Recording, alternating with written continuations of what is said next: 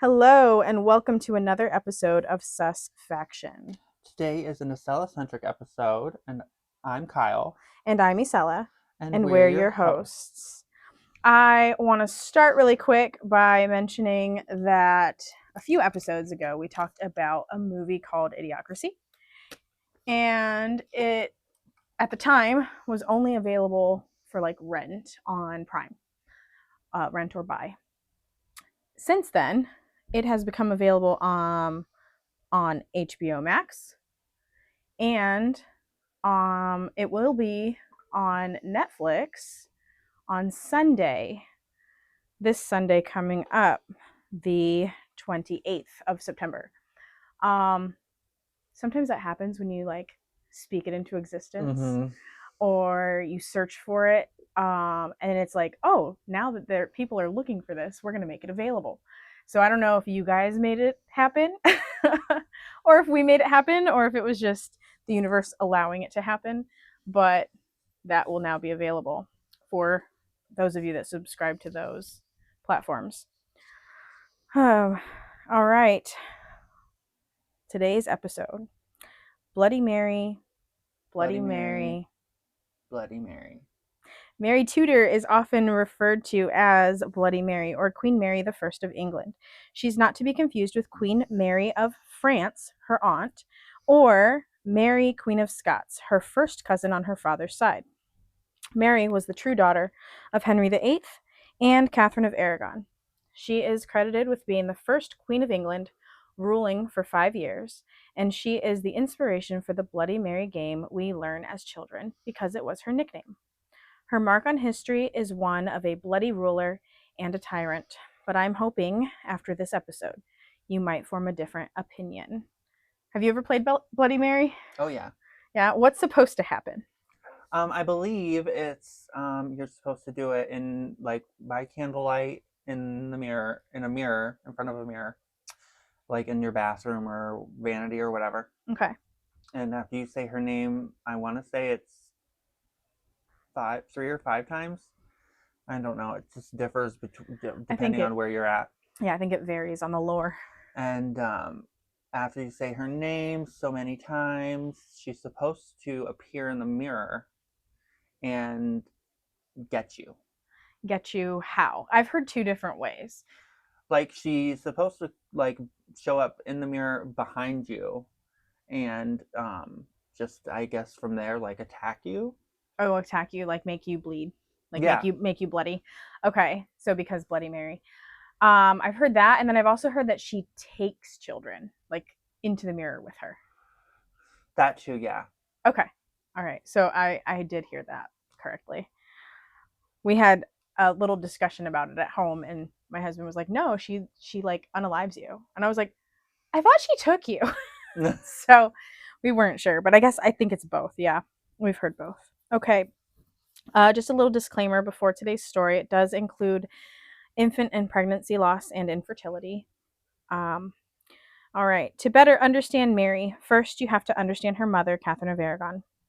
Catherine came to England to marry Henry VIII's older brother, and she did just that.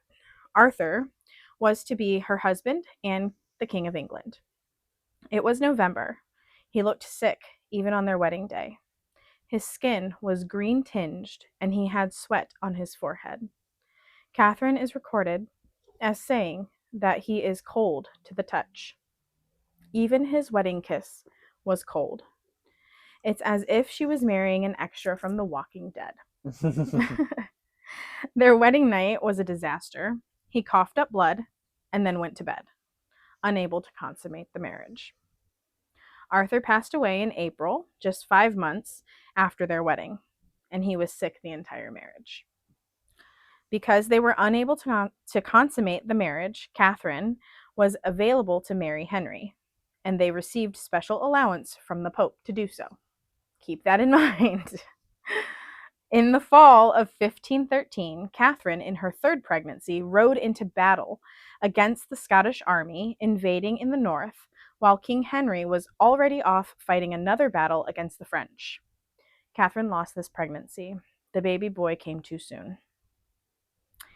In February 1516, After 2 stillbirths and the death of their son Henry IX, Catherine finally gave birth to a living baby girl, Mary. Mary was the spitting image of her father.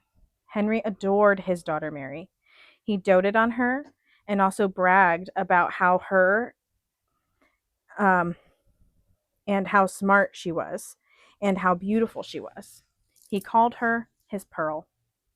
In return, Mary loved and adored her father. His strong jaw and his big shoulders made her believe that she was free from all harm. Until one day when Mary was 13, she heard that her father had taken a mistress. At first, Mary didn't take this news seriously because he had taken them before, and it never meant much. The women didn't mean anything to Henry. He didn't take them seriously. But this one was different. This mistress was Anne Boleyn. Mm-hmm. Anne had never been well liked in Catherine's household. She was one of her ladies in waiting. And now, even less so, Catherine tells Mary about the divorce that Henry has asked her for. Okay, let's back up a second. Henry actually asked Catherine to retire as queen and move into a convent. Mm-hmm. She refused, holding on to her vows and her Catholic marriage till death. Had she done this, Mary would have stayed legitimate and nothing would have been taken from her. She would have continued living as a princess. But Catherine was very rooted in her faith. So, after she refused, Henry moved to ask the Pope for an annulment, stating that the marriage was never legal because Catherine was married to his brother, also accusing her of lying about never consummating the marriage with Arthur. The Pope declined his request. Finally, he serves a divorce. Not only does Henry divorce Catherine, but he also divorces the Catholic faith. Now Mary is 15. She receives word that Henry has married the Boleyn woman, and Anne gives Henry a daughter, Elizabeth. There are men at her door telling her she has no choice but to leave her castle and move to Elizabeth's household and become one of her ladies in waiting. She must leave all her things behind because she will not have much room in her quarters for many belongings and her 2 tenants. That's a big cut from what she had before. Oh, yeah. In the blink of an eye, Mary is no longer a princess because she has refused to acknowledge Anne as queen and Elizabeth as princess. During the time that Anne is queen, Mary doesn't get more than a glimpse of her father when he visits Elizabeth. Mary becomes very ill. Many believe that it is because she is poorly cared for. Some speculation of poison is also floated as an idea. But heartbreak manifests itself differently for everyone. Her mother was on her deathbed, and Mary was not permitted to go and see her. Eventually, Anne meets her fate, making Elizabeth illegitimate. Jane Seymour marries Henry and asks him to bring Mary back to court. He has his own conditions, however. He wants Mary to sign an oath of supremacy before she is brought back to court. She eventually signs it after being literally bullied by her father. So he sends someone with these papers saying that she has to agree that she's illegitimate and that the marriage between her mother and father wasn't legal. And if she signs it, she's allowed to come back to court, but she remains illegitimate. Right. And she doesn't want to sign it because she believes she's signing a lie.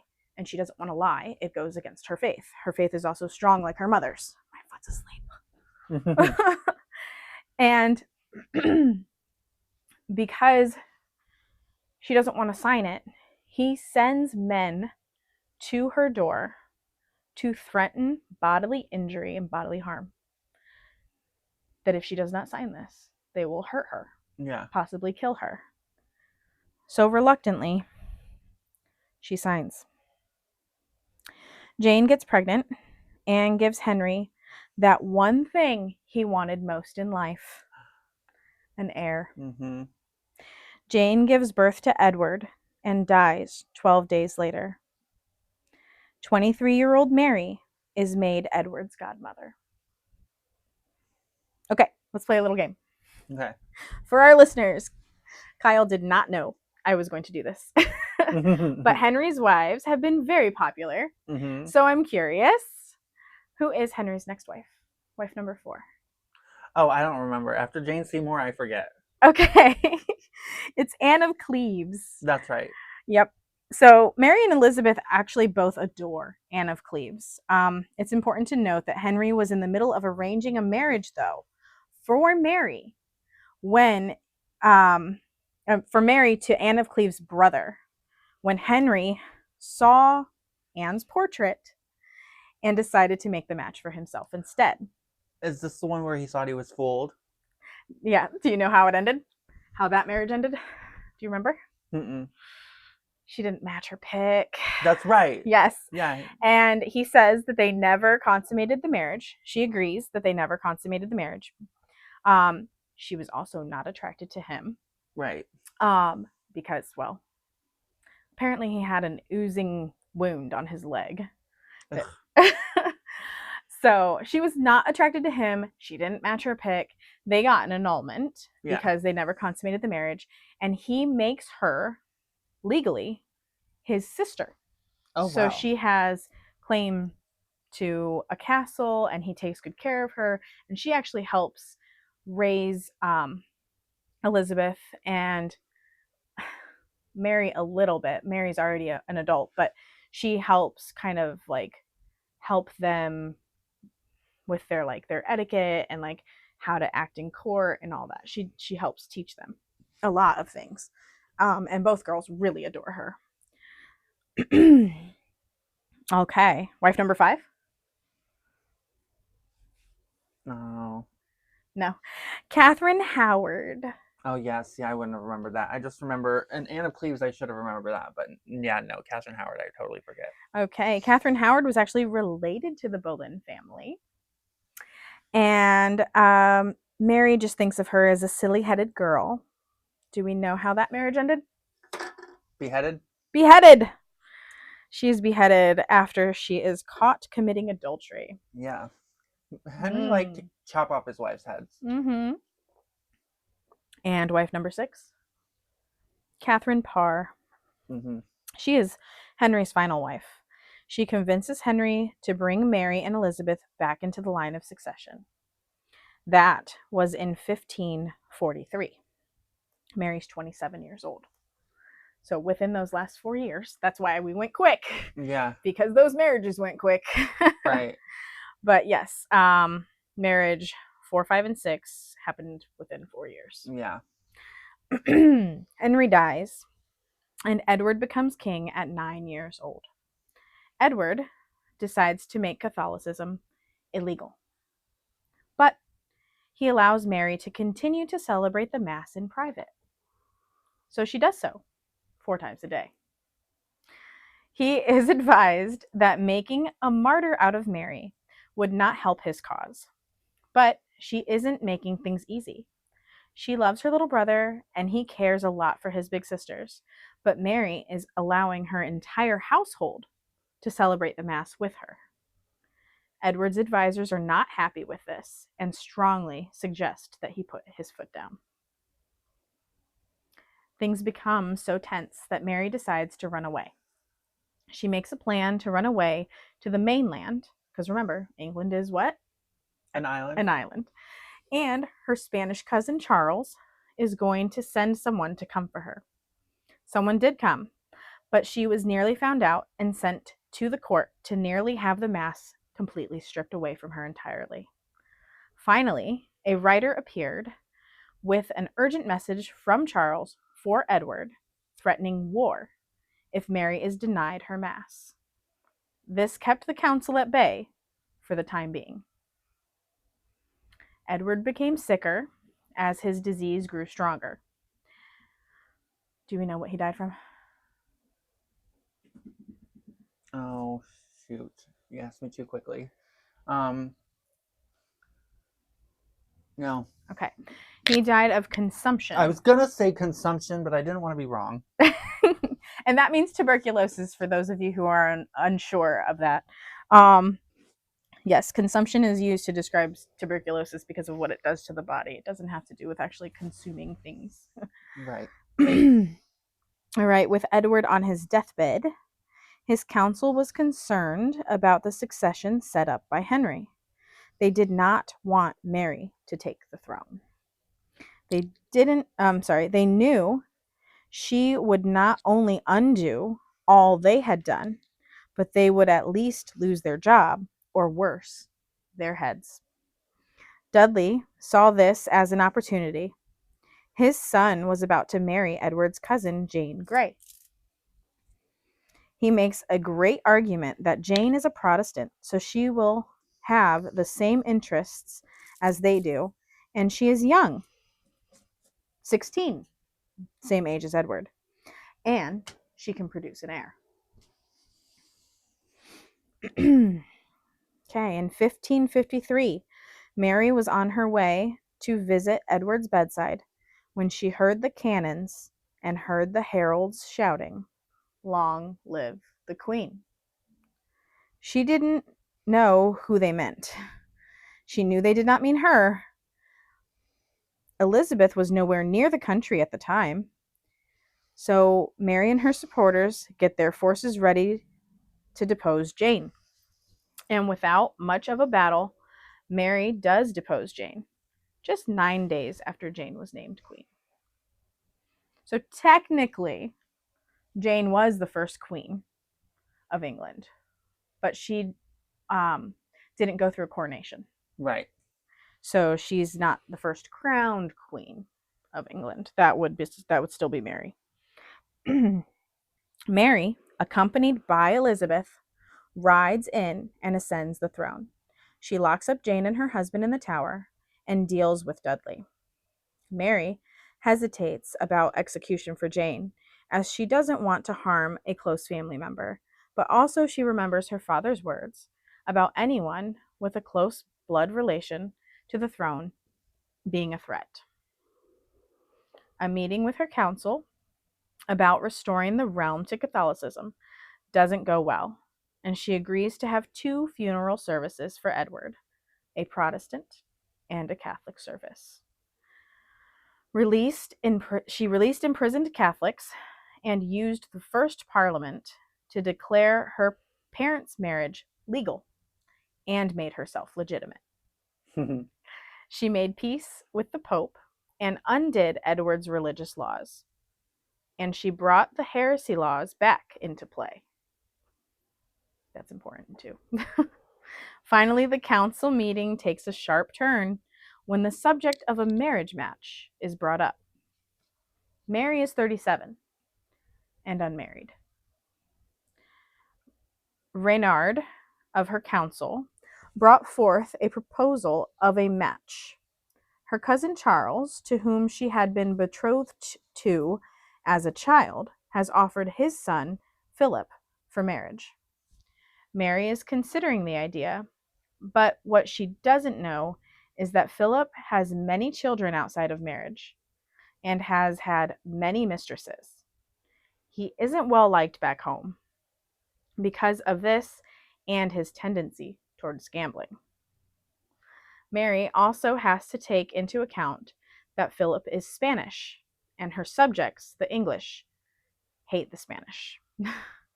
She will have to convince them of his devotion to England, as will he. He will have to convince the English people that he isn't going to take the throne for Spain. Renard assures Mary that this will not be a problem, but the part he doesn't say out loud is that Philip views England as just another blip on the map. By this time, Spain had settlements in the New World. When Philip finally arrived, after the wedding had been put off due to the Lenten season, they were not allowed to have a wedding during Lent. Right. Okay. Is that still a thing? I don't think so. Okay. Mary was very taken with his appearance. She noted how his portrait was very close to his actual appearance, and that he seemed strong and healthy. She also wondered how the 26-year-old would find her, as she was close to 40.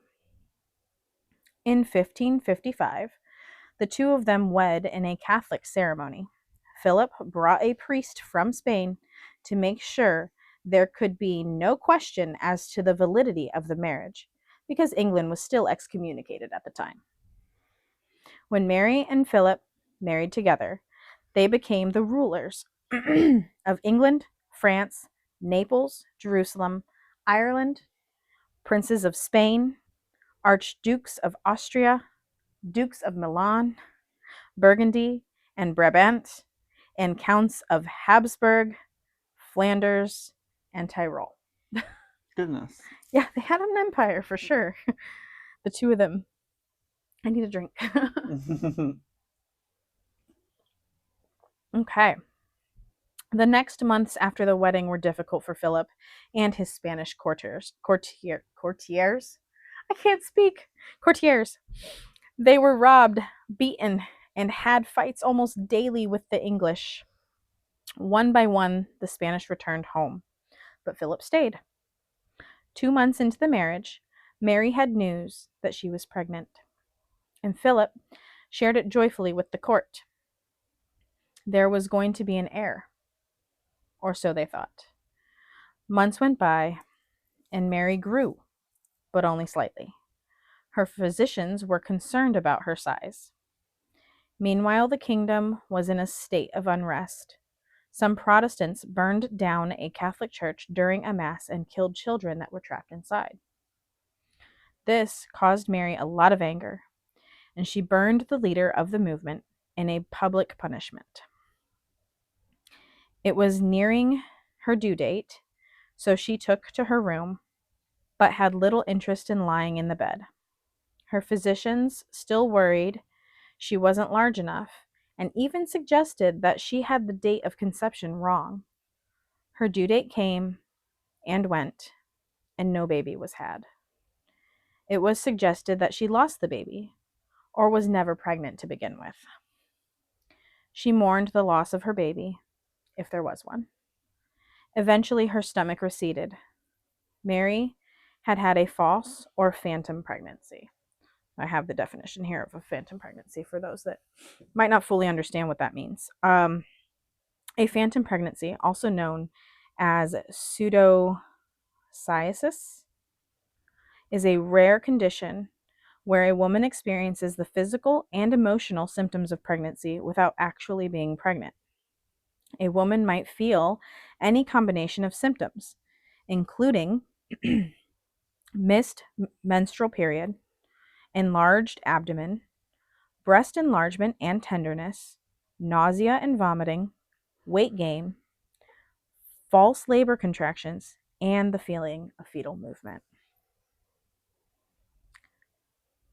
In her diary, she did say that she felt the baby move. So she really, really believed she was pregnant. Yeah. Philip continued to visit Mary's bed, but with less frequency. What did increase with frequency was the rate at which he asked for the crown matrimonial. This would give him the title of King of England. Eventually, Philip decided to leave. Charles was getting on in years, and Philip may have left to help with his kingdom. Most believe he left because he believed Mary to be barren. While Philip was gone, in her grief, Mary decided that God was not blessing her with a child because she allowed heretics to live in her realm without consequence. She decided to begin burning Protestant Christians to bring the realm back to God. Instead of converting back to Catholicism, 800 Protestants left England, while Mary burned a total of 280. Philip returned to England, if only to ask for war provisions, but there was another attempt at producing an heir. He left again, and Mary's belly began to swell. She hoped for a baby. Sadly, this false pregnancy was not only the end for Mary trying to conceive an heir, but it was also the end for Mary. Mary died November 17th, 1558, at age 42, most likely from uterine cancer. She named Elizabeth as her heir. So why is Mary considered to be a bloody tyrant when her father had 57,000 people murdered, including many Catholics, 2 of his wives, and basically anyone who would disagree with him? Mary's brother Edward executed 5,500 Cornish Catholics, while Mary gets the name bloody for only 280. Kyle, do you have any theories? Because she's a woman. That's the only reason you think? Because she's a woman? Well, because I think because she's a woman and like a female monarch, and like back then, obviously, they weren't considered to be equal to men. Yeah. And so like men, like her father, his shortcomings were not considered so. Yeah. And with her having any kind of opinion or wanting to, I don't know, show these people that they had consequences for being Protestant or whatever, that I think that has to do with it. That's what it has to do with, is that she was a woman and had an opinion. Oh yeah, definitely. I think that if she had been born male, none of that would have happened. Mm-mm. We don't know what would have happened because she wouldn't have been able to die of uterine cancer, so she may have ruled longer. Yeah. She, for certain, would have ruled sooner. Before Edward, there may have never even been an Edward. So I like to tie these back to something you can find, like something you can watch. But unfortunately for Mary, there isn't anything. No. There is a show on Prime right now called Lady Jane, or My Lady Jane, about Jane Grey.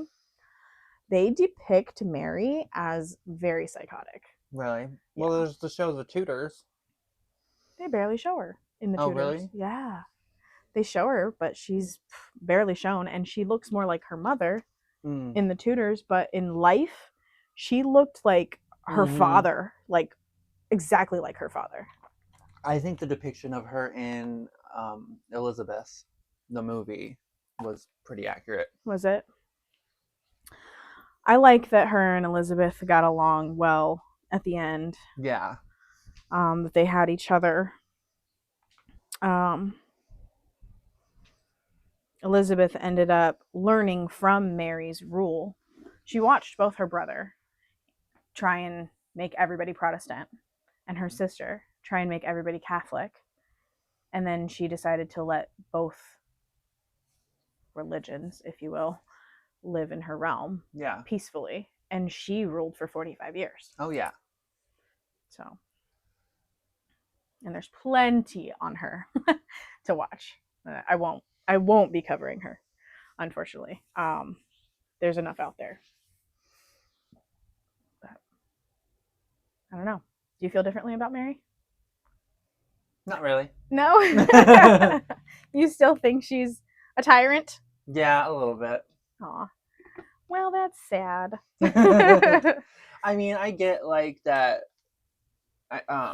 She's more human to me. Okay. Than before, but like she has, like there's reasons for what she's done, and I feel like you can't really fault her for the time. Yeah. You know what I mean? Like her father, the one thing he wanted in life was a son, but the one thing she wanted more than anything was to be a mother. Yeah, that's sad. And she did not get that, but not in the sense that she wanted it. she did mother both Elizabeth and Edward. Yeah. As a teenager, she mothered Elizabeth. As a 20-something, she mothered Edward. She did raise her siblings, and she, obviously she did something right, but she fell in love with being a mother. And Yeah. that's what she wanted most, and she wasn't able to do that. Right. Okay. So next time we're going to take a break from the royalty for a moment, just a brief moment, and we're going to cover some stuff for spooky season. Yeah. So, well, again, thank you for listening. Be sure to come back for another episode. We post every week on Thursday at 6 p.m. Eastern Standard Time. Remember, trust no one and question everything. And if you want to send us any of your own stories, you can reach us at susfactionpod@outlook.com. And that's susfactionpod@outlook.com if you want to send us any of your own stories. And we also have an Instagram. Yes, our Instagram is at susfactionpod. That's sus as in suspicious, faction as in a group of people, and pod as in podcast. Susfactionpod. And thank you again.